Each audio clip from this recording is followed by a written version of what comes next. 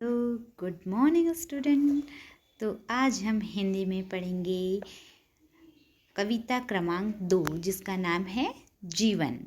और इस कविता के कवि है श्री डॉक्टर कुलभूषण लाल मखीजा। इन्होंने यह कविता लिखी है। इस कविता के माध्यम से कवि ने बहुत अच्छा संदेश दिया है कि जीवन का महत्व क्या है और जीवन में क्या क्या करना चाहिए।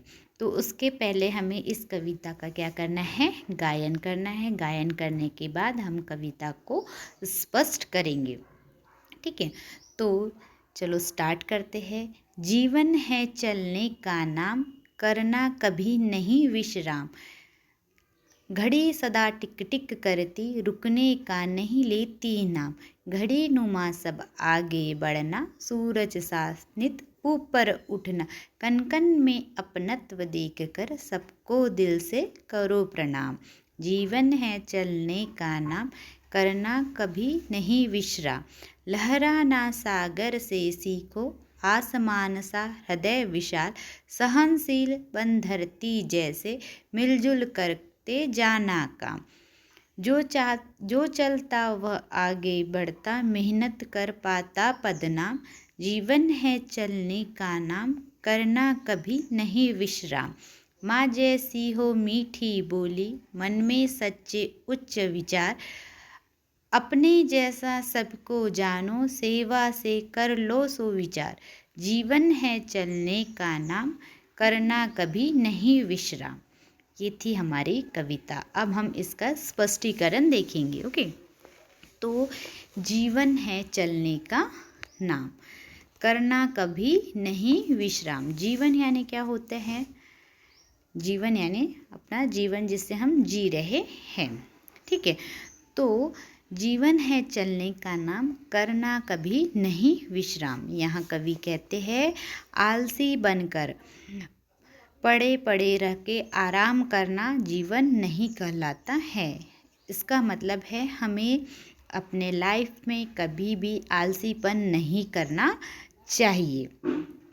हमें जीवन में हमेशा कैसे रहना है? चलते रहना है।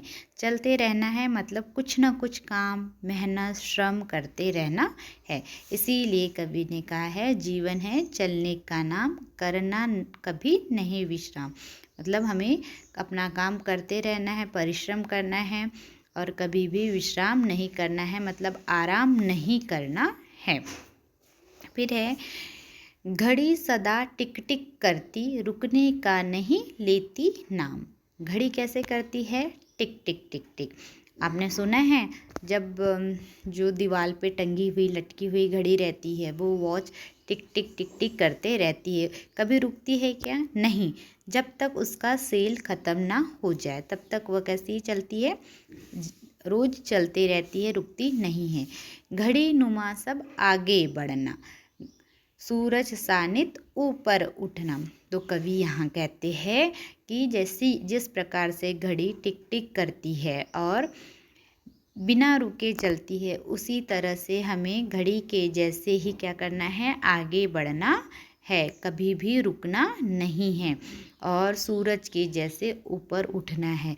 कभी आपने सूरज को धरती पे उगते देखा? नहीं, वह हमेशा कहाँ होता है? ऊपर आकाश में ही उगा हुआ दिखा देता है। तो सूरज की तरह कैसे होना है? निरंतर उठना चाहिए। कन कन में अपनत्व देख कर सबको दिल से करो प्रणाम। अब कन कन में है ना, कन कन में मतलब हर एक पल पर, हर एक पल पर क्या करना है? अपनेपन का अनुभव करना हमें चाहिए, करते आना चाहिए और सबको सच्चे हृदय से प्रणाम करना चाहिए। सबको मतलब चाहे वो छोटा हो या बड़ा हो। ऐसा नहीं कि अगर छोटा है तो हम उसका रिस्पेक्ट नहीं करेंगे। अगर छोटे भी हमारे भाई बहन हैं या छोटे हमारे पड़ोसी है तो उनसे भी हमें आदर सम्मान के साथ ही बात करना है। जिस प्रकार से हम अपने बड़ों का आदर सम्मान करते हैं वैसे ही हमें छोटों का भी क्या करना है? आदर और सम्मान करना है। क्योंकि अगर हम अपने से छोटों को रिस्पेक्ट देंगे तो वो जो छोटे बच्चे हैं वो बाद में हमें क्या करेंगे? रिस्पेक्ट देंगे। इसीलिए कहा जाता है give respect and take respect. मतलब पहले हम किसी का आदर करना सीख जाए तो हमें अपने आप ही आदर मिलता है। तो ये स्टेंजा समझ में आ गया होगा आपको। देन सेकंड स्टेंजा है, लहरा ना सागर से सीखो, आसमान सा हृदय विशाल। तो कवि कहते हैं कि सागर से हम उसकी लहर के जैसे लहराना सीखना चाहिए। आपने देखा समुद्र को, बड़े बड़े सागर में कैसी वेव्स आती है फिर और चले जाती है। तो हमें लहराना किसके जैसे सीखना है, सागर के जैसे सीखना है। आसमान सा हृदय विशाल। और आसमान, आसमान आपको पता है कहाँ जाके रुका है? नहीं, मतलब आसमान कैसा है, बहुत बड़ा है, उसकी कोई सीमा नहीं है। हम पता ही नहीं कर सकते कि वह कहीं जाके रुका हुआ है या किसी से जुड़ा हुआ है। तो हमारा जो हृदय है, हृदय मतलब क्या होता है, दिल है, वो कैसा होना चाहिए, विशाल होना चाहिए, बड़ा होना चाहिए। अगर हमारा हृदय विशाल होगा तो ही हम क्या करेंगे, सभी के साथ ठीक तरह से व्यवहार कर पाएंगे। अगर हमारा हृदय ही विशाल नहीं होगा तो हम किसी के रिस्पेक्ट क्या, हम किसी से सीधे मुंह बात भी नहीं करेंगे। सहनशील बन धरती जैसे, मिलजुल करते जाना काम। अब सहनशील, सहनशील का मतलब होता है सहन करने का स्वभाव वाला। अब धरती, धरती यानी क्या होता है, जमीन, धरा, ठीक है। तो धरती पे देखो कितने सारे लोग मकान बनाते हैं, पेड़ लगाते हैं, फैक्ट्रीज बनाते हैं, वनों का नाश करते हैं। मतलब ये सब चीज़ें कहाँ है, ज़मीन पर होती है। ज़मीन को इतने घाव देने के बावजूद भी ज़मीन उफ तक नहीं करती है ना। मतलब जितने भी हम कूड़ा कचरा गंदगी सब कहाँ पे करते हैं, ज़मीन पर करते रहते हैं, फिर भी ज़मीन को दर्द नहीं होता, वह सब कुछ सहती हुई चलती है। मतलब रोती नहीं है कि मुझे ये सब दर्द हो रहा है ना। वह ज़मीन कैसी है, बहुत सहनशील है। तो हमें भी कितना भी दुख आ जाए, दर्द आ जाए, हमें क्या करना है, सहनशील बनना है।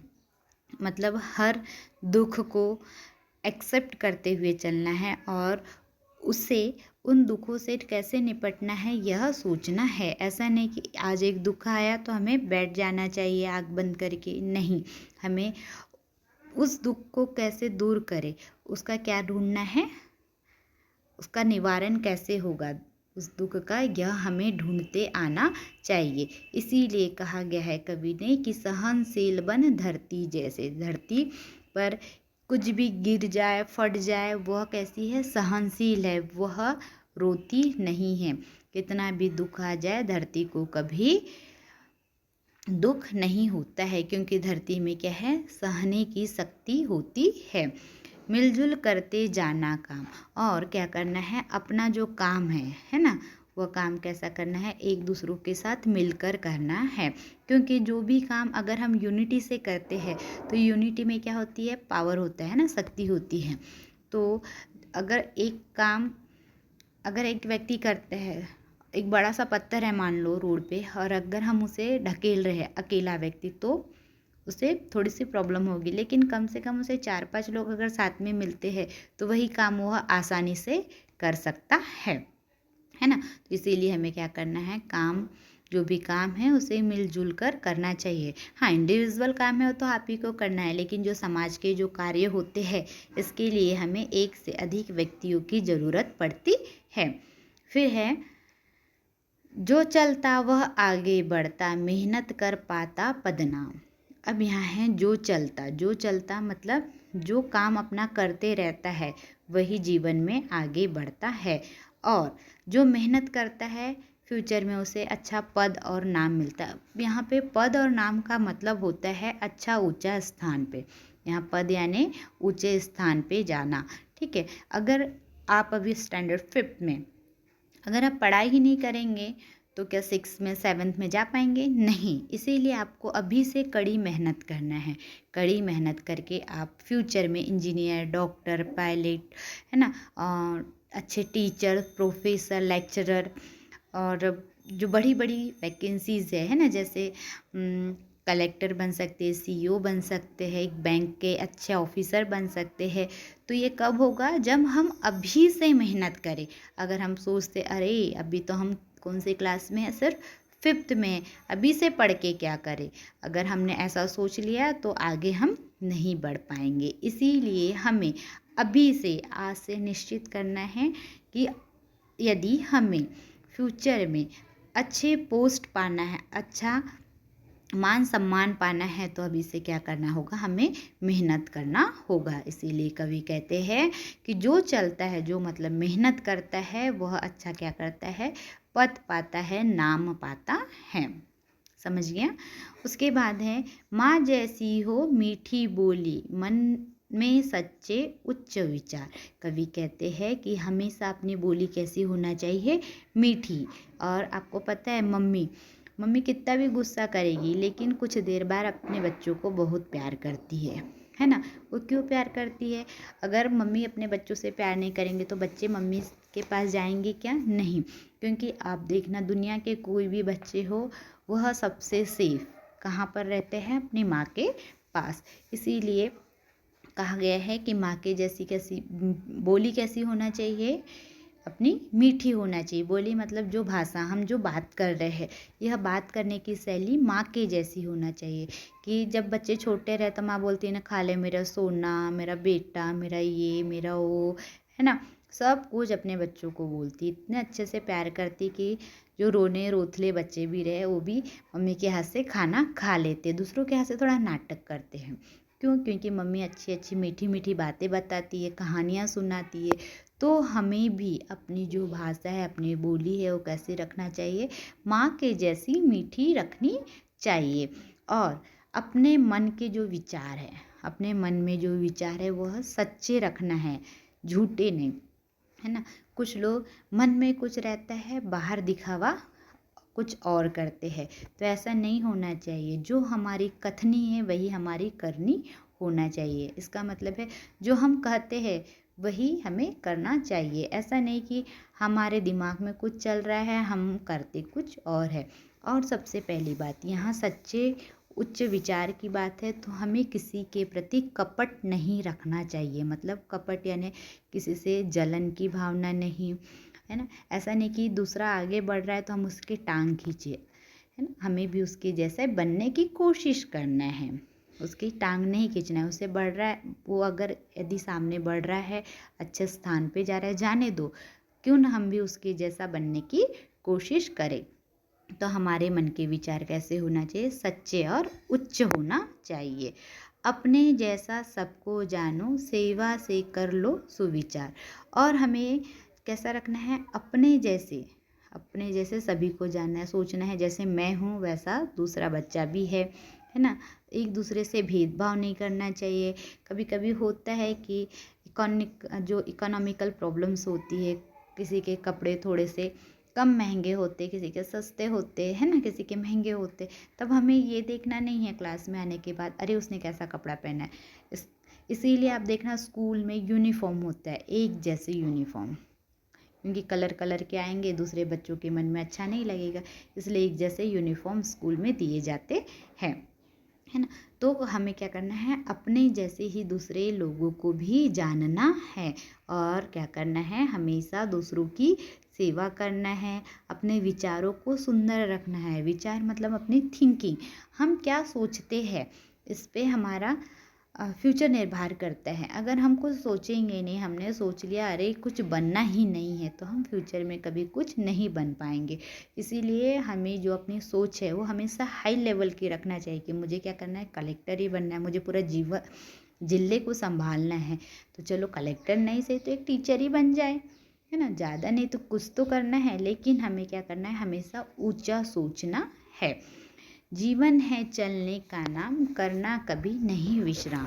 फिर कवि कहते हैं कि जीवन क्या है? चलने का नाम है, उससे हमें रुकना नहीं है। ठीक है? तो यहाँ पे कवि जो है डॉक्टर कुलभूषण लाल मखीजा, इन्होंने यही समझाया है कि हमें अपने जीवन में कभी भी नहीं रुकना है। घड़ी के जैसे सामने सामने चलते रहना है ना? सूरज के जैसे ऊपर उठना है।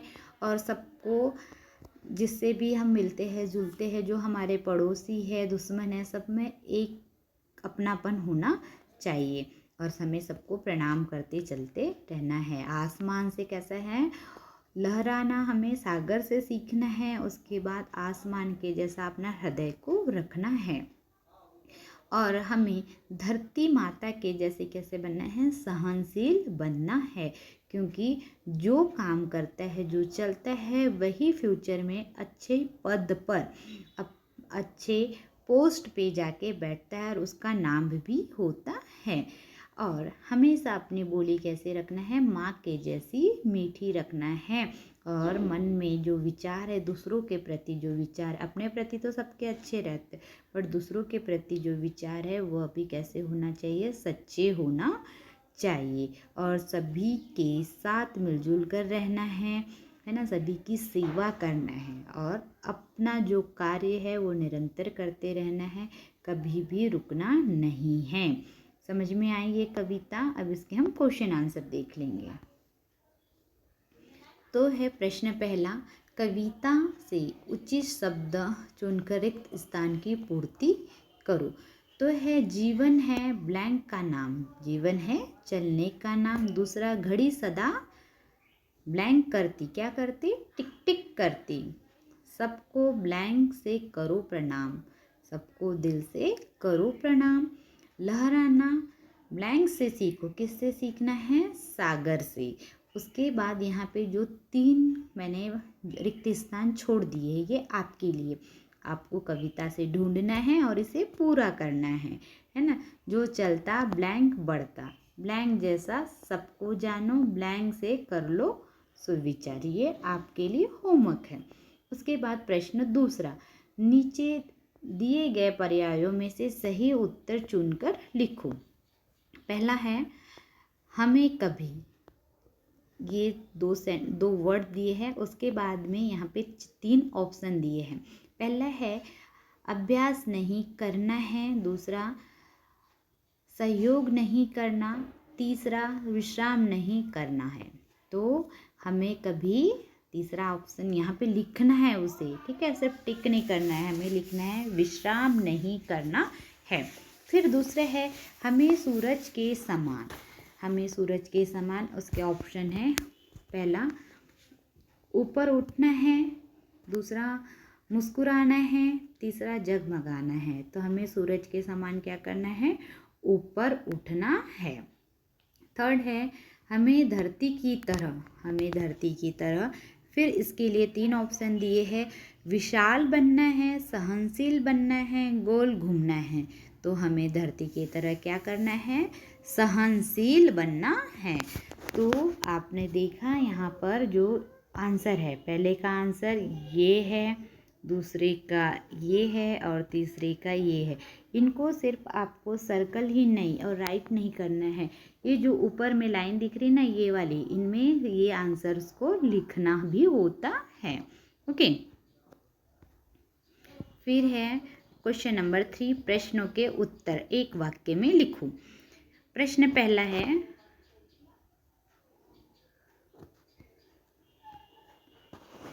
जीवन किसका नाम है, जीवन किसका नाम है, जीवन चलने का नाम है। हमें किसके समान आगे बढ़ना है, हमें घड़ी के समान आगे बढ़ना है।